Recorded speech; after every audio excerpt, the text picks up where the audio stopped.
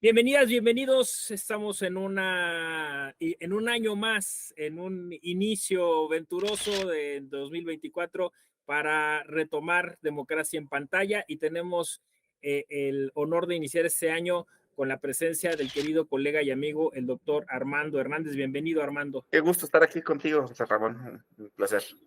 Pues Armando es doctor en Derecho y Ciencias Políticas por la UNAM, por la máxima casa de estudios, donde también pues es catedrático y es investigador nivel 2 del Sistema Nacional de Investigadores. Nos da mucho gusto tenerte porque además sé de tu gusto por el cine, sé de tu perfil humanista, tu gusto por las artes y además se dio una sinergia muy interesante porque buscando alguna temática pues resulta que Armando también, como yo, pues habíamos ya visto y pensado que el universo del planeta de los simios hacía falta visitarlo, sobre todo porque este año, al parecer, se estrena una nueva trilogía. ¿Cómo ves, Armando? Sí, así es. Yo siempre he pensado que las películas son un espacio donde se puede analizar como en un laboratorio algunos aspectos sociales. Siempre yo tomo ejemplos de laboratorio de distintas películas para las clases y uno de ellos es precisamente el universo de películas del planeta de los simios que tuvo su momento en la década de los 60, que tuvo después un remake y que viene ahora un nuevo, no sé exactamente cómo viene, una nueva versión porque me parece que son de gran utilidad para el análisis de muchos de los temas que son de nuestro interés como especialistas en temas de sociedad y derecho. Sí, ciertamente. Sí, pues justo por la noticia de que aparecía esta nueva trilogía, que es completamente, digamos, distinta a lo que ya hemos visto, siempre como insertándose en ese universo, y que entiendo son 300 años después de la muerte de César, que es la última trilogía que vimos, ¿no? Entonces, bueno, pues hay que estar así como abiertos a esta nueva temática. Y efectivamente, bueno, la trilogía esta que vimos hace poco hizo que, pues, obviamente volviéramos a esas películas de antaño. Incluso hay una serie de televisión y queda ahí como un poquito volando la de Tim Burton, ¿no? Que un poco es como un remake, exacto, como tú decías. Pero claro, o sea, tú las miras y pues en muchos de los casos hay votaciones, hay asambleas, hay posgobierno, ¿no? Claro, lo que nos está preocupando y que está un poco presente en todo el universo de la cultura pop, que es el tema de como vamos a decirlo así, pospandémico, posapocalíptico, o sea, ¿qué pasaría si se acabara el Estado? ¿Qué haríamos? Y bueno, es Last of Us y todas estas series pues vienen a recrear esto que en el planeta de los simios vemos constantemente, ¿no? Sí, sí, yo digo que para eso nos sirve, para ese, precisamente, ¿qué pasaría si? Esa frase que acabas de mencionar, ¿qué pasaría si los simios realmente empezaran a hablar, si hubiera otros seres vivos, otros seres sintientes que tuvieran un proceso de comunicación con los seres humanos, cómo se organizarían los grupos, las tribus, comunidades de estos seres? Yo cuando hablo en las clases de introducción al estudio del derecho y reconozco que hay posturas naturalistas que dicen que la organización jurídica es algo inherente, algo innato, es decir, no puede haber una orden social sin un orden jurídico, y discutimos y analizamos si los panales de abejas o los hormigueros o las manadas de mamíferos son o no organizadas bajo un sistema normativo, bajo un orden jurídico, ¿no? Eso es importante, es muy interesante esa reflexión para saber si realmente el ser humano nace con este contexto de estar condenado a vivir bajo un orden jurídico o es algo que simplemente debemos entender como una construcción y una creación de la cultura humana. Eh, Al evolucionar una manada de simios, de primates, que son los más cercanos a nosotros genéticamente, podríamos experimentar esa idea de entender si sus modelos de organización corresponden a los modelos de organización humana o si pudieran eventualmente ser distintos o aprender ellos modelos de organización propios de la humanidad, de la esencia de lo que nos hace ser humanos. y estos aspectos sin duda alguna son importantes para cuestionarnos, reflexionar y llegar a conclusiones sobre algunos de los aspectos que tienen que ver con el orden jurídico normativo en el que nosotros damos por hecho que tenemos que existir y organizarnos. Híjole, trataste un chorro de temas bien interesantes, empezando por el de los seres sintientes y si tendrían o no derechos. Es un concepto que hemos estado explorando acá en la Escuela Judicial Electoral, un par de tertulias, y este año yo creo que le entraremos más de lleno. Un amigo, Hilario Belloni, de la Universidad de Pisa, habla de la democracia salvaje. O sea, ¿en qué medida vamos a poder integrar a algunos algunas de las otras especies pues en todo el espacio público? Como dijiste tú, los sintientes, que pues algunas mascotas que forman ya parte de la familia, que parte del entorno social, es un tema interesante.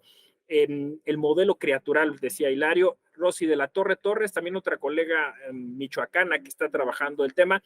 Y bueno, pues esto justo también a nivel de metáfora, como comentabas, ¿no? O sea, es decir, los que estudian la conducta de los animales detectan que hay prácticas sociales muy similares a las nuestras que podrían aportar algunos indicios, ¿no? Para perfilar un modelo social distinto, no sé, más colaborativo, más coexistencial, ¿no? Y creo que eso es apasionante, la verdad, creo que son los linderos de la teoría del derecho contemporáneo, ¿no? No sé.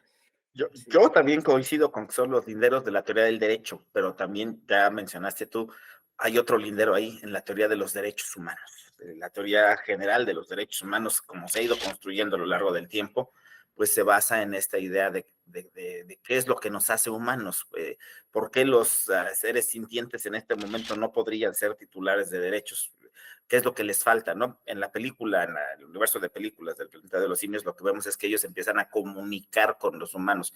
Este proceso de comunicación que nos hace saber que entienden las normas y las pueden interiorizar es lo que inmediatamente nos permitiría pensar en ese caso que les son atribuibles derechos humanos porque tienen la capacidad de comprender qué son esos derechos y cómo ejercerlos. A diferencia de los seres sintientes en el mundo actual real, que no existe ese proceso de comunicación, o por lo menos pues, no es tan claro, ¿no? Es muy fácil pensar que los simios se comuniquen con el lenguaje humano y el idioma que nosotros utilizamos, pero hay experimentos que han demostrado que los simios se pueden comunicar y pueden entender el lenguaje de señas. En fin, hay modelos de comunicación que les permitirían entender la naturaleza de los sistemas normativos, que yo sostengo, yo no soy un naturalista, yo sostengo que las organizaciones sociales de los seres vivos, de los seres sintientes, no necesariamente responden a un modelo juridicista o jurídico, es decir, los órdenes normativos de los seres vivos que se organizan, un macho alfa en la manada y todo este tipo de cosas, pues no necesariamente deben ser percibidos desde mi punto de vista como órdenes normativos o jurídicos, sino como modelos organizativos de otra naturaleza. Pero en el caso de la pregunta, yo siempre pienso en el planeta de los simios, me hago la pregunta, ¿qué es lo que nos hace humanos? Si los simios empiezan a hablar y a comunicarse, ¿ya son humanos y ya se les son atribuibles derechos humanos? Esa pregunta yo creo que es muy profunda. ¿Qué es lo que nos hace humanos?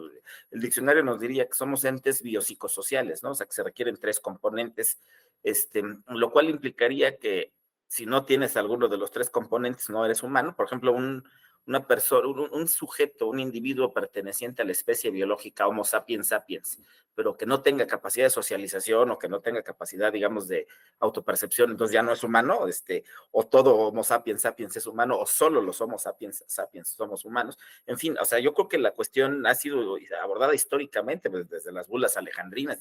Bueno, hay muchos aspectos de la historia donde se ha abordado la pregunta, ¿qué es lo que nos hace humanos? Si es el alma, o si es la naturaleza biológica, o la entidad social. A final de cuentas, la película sí nos pone a reflexionar sobre esta atribuibilidad de derechos. Yo a veces utilizo otras películas, ¿no? Aquí estamos hablando de los simios, los chimpancés que pueden socializar y comunicarse con los seres humanos, pero hay otras películas como El hombre bicentenario que te habla de la atribuibilidad de derechos a un androide, o en el caso de la película Sector 9 que te habla de si les pueden ser atribuibles derechos a extraterrestres, a seres extraterrestres habitando el planeta. O sea, eventualmente sabemos que la capacidad de atribuir derechos humanos llega hasta el punto donde llega la esencia humana, pero ¿en qué momento esto podría cambiar? Para eso nos sirven las películas, para hacer este tipo de cuestionamientos y reflexiones, ¿verdad? A mí me parece que así es. Sí, justo eso, ¿no? La ficción, la ciencia ficción como un recurso, como bien decías tú, en distintos temas, ¿no? Como el de el transhumanismo, o el de los seres extraterrestres, o el de, en este caso, de los animales, nos permite justo hacer estas reflexiones a propósito sobre las distinciones, ¿no? Creo que el planeta de los simios lo pone muy claro, sobre todo en la primera trilogía, la viejita, la de los 70s, porque hacen como un espejo, ¿no? Cuando Charleston Heston viaja hacia ese lugar, lo discriminan. Y cuando los simios viajan en la segunda parte hacia el mundo real, en la tercera, creo que es, en la tercera parte, los discriminan del mismo modo. Y entre ellos también hay distinciones, porque te acordarás que los simios discriminan a los chimpancés, ¿no? Y sí. entonces, también está esa parte, o sea, digamos, trascendiendo que fueran o no otra especie animal, de todos modos también hay una crítica desde la ciencia ficción y desde la cultura a esta imposibilidad del ser humano de, como decías tú, de tratarnos igual, ¿no? Porque, claro, ahí está, lo señalaste tú bien, ¿no? Si una de las características de la modernidad jurídica ha sido la racionalidad, y entonces últimamente hemos descubierto que esa racionalidad es muy, muy disímbola, muy compleja, muy dispersa. Entonces, unos son más humanos que otros porque razonan más de acuerdo a un modelo. Hay un adjetivo que se utiliza, ¿no? Inhumano, eres un inhumano. ¿Cuándo puede un Homo sapiens sapiens perder la humanidad del carácter de humano y volverse digno de un calificativo como inhumano, un asesino despiadado, violador? O sea, yo creo que hemos incluso trasladado la esencia de lo humano más allá de la simple pertenencia a una especie biológica.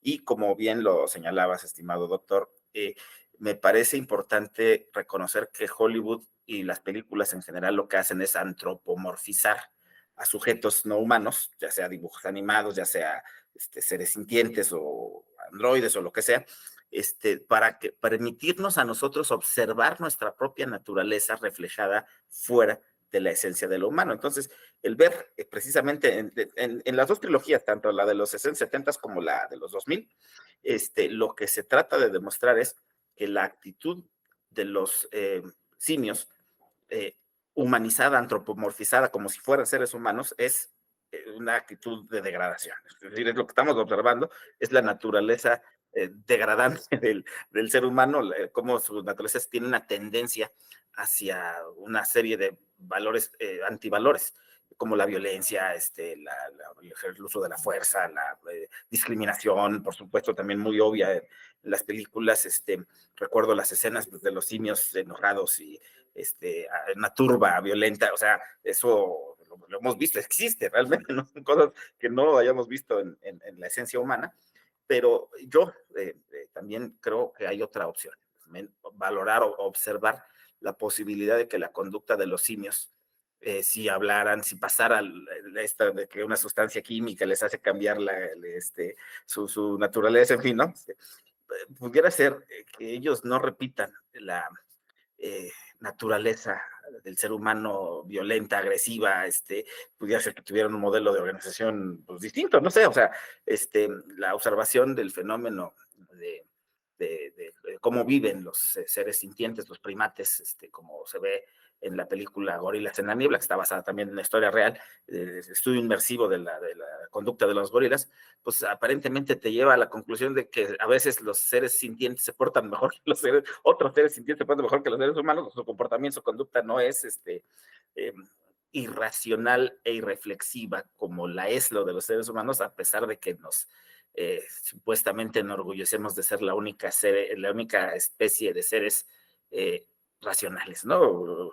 Puede ser un contrasentido el actuar irracional del ser racional, lo cual nos lleva también ya a preguntas pues, más de carácter filosófico y existencialista, creo yo. Sí, justo la célebre frase, simio no mata simio, ¿no? Porque César justo dice, no vamos a ser como los seres humanos. Y en la primera trilogía, también la que inicia en el 68, que es interesante el año en la que inicia, pasa lo mismo, ¿no? En la segunda película, pues los seres humanos tienen una bomba atómica que quiere destruir el planeta, ¿no? Cuando los simios dicen, bueno, pues es que en realidad inventamos una religión nueva, inventamos una sociedad nueva, porque vimos que los seres humanos son autodestructivos.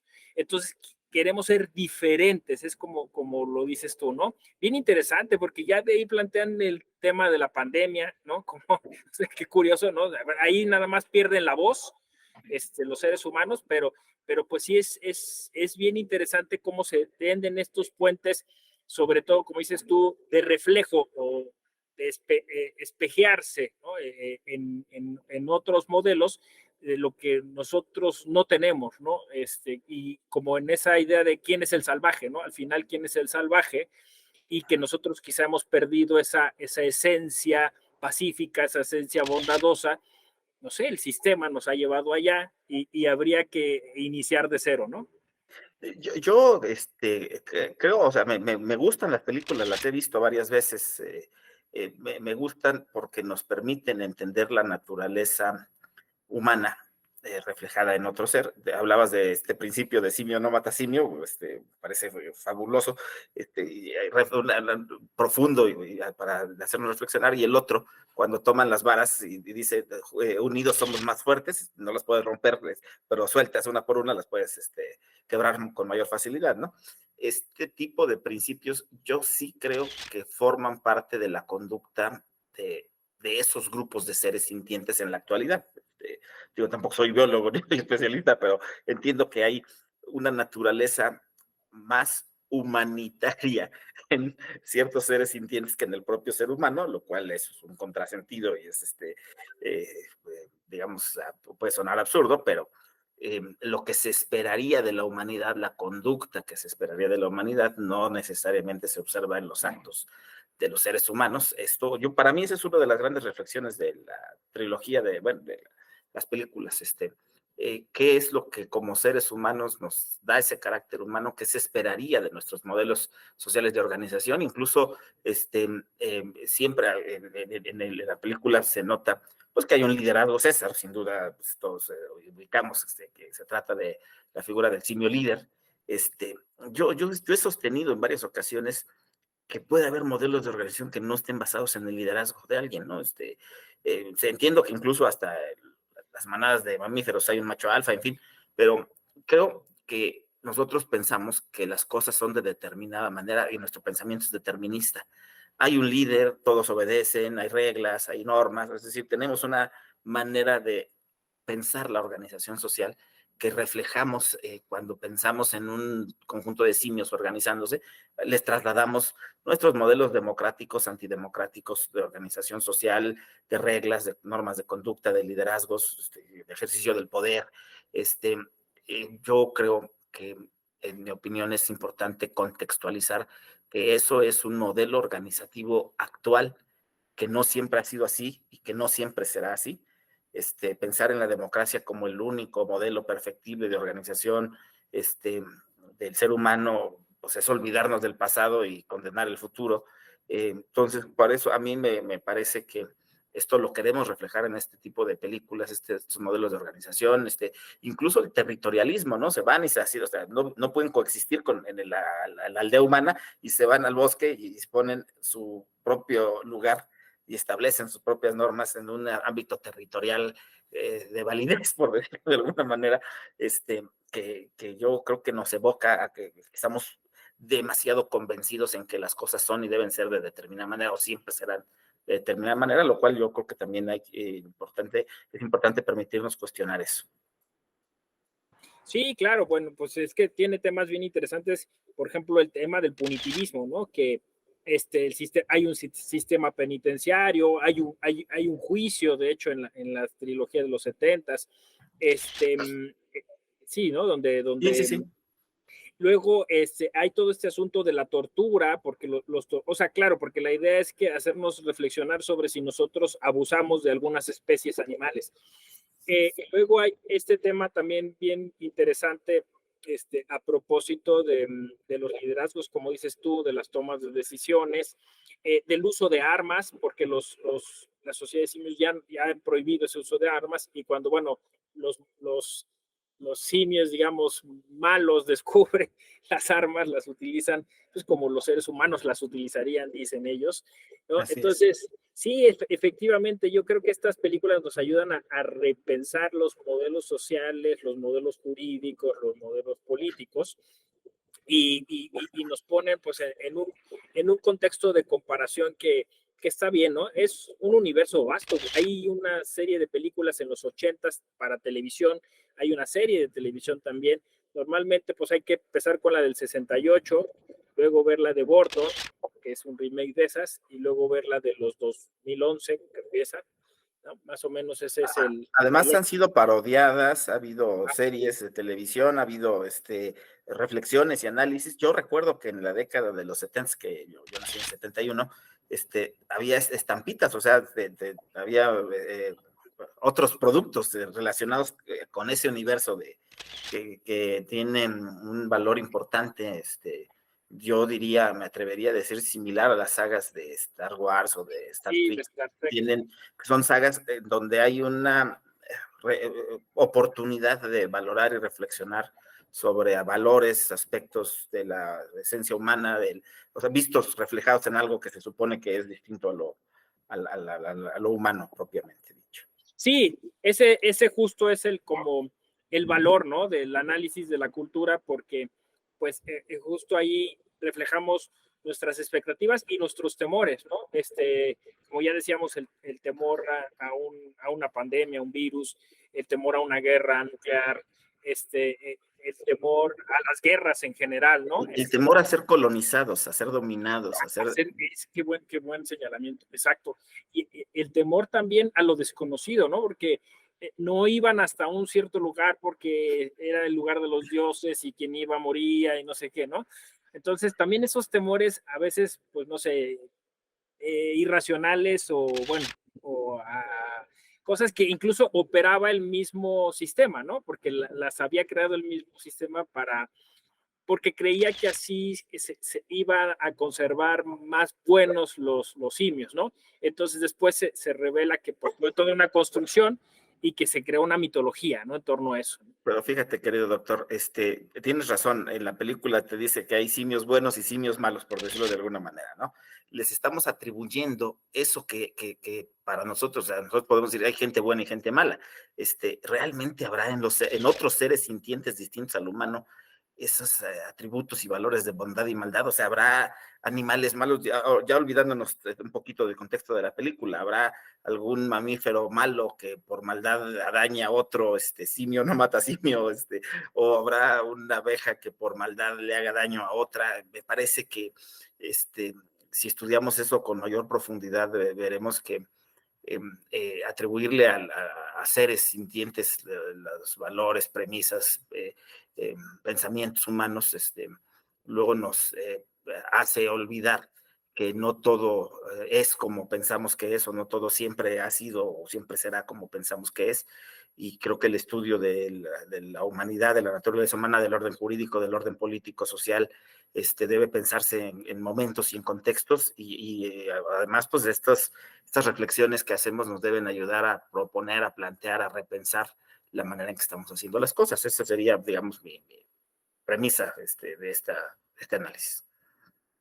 Y me encanta porque con eso podemos como concluir, ¿no? O sea, utilizar estos recursos de la cultura, estos recursos cinematográficos para comparaciones sin extrapolar, ¿no? Sin perder, digamos, de vista que se trata de eso, ¿no? O sea, que se trata de un pretexto pues para repensar la humanidad, para repensar nuestros valores, como bien lo señalaste tú, y entonces, pues, destacar que en algunas aulas universitarias o que algunas publicaciones o que en algunos cursos pues se utilicen estos recursos se agradece, ¿no? Y qué bueno que están ahí y pues a ti, amigo, agradecerte que hayas tenido el tiempo para venirnos a brindar estas reflexiones, estos pensamientos y pues que no sea la última vez que te veamos vamos pensando otro tema. Muchas gracias. ¿Algo que quieras decir para cerrar? Un gusto, muy agradecido contigo y espero que este tema pueda ser de reflexión y de interés para quienes nos escuchan. Muchísimas gracias, querido doctor. pues no se diga más. Gracias Armando Hernández, gracias a quien nos siguió, gracias a quien nos visualizó y nos escuchó. Les recibimos sus comentarios en las diferentes plataformas de la Escuela Judicial Electoral. Yo soy José Ramón Narváez Hernández. Democratiza lo que miras, dale inclusión a tu emoción. Nos vemos a la próxima. Gracias.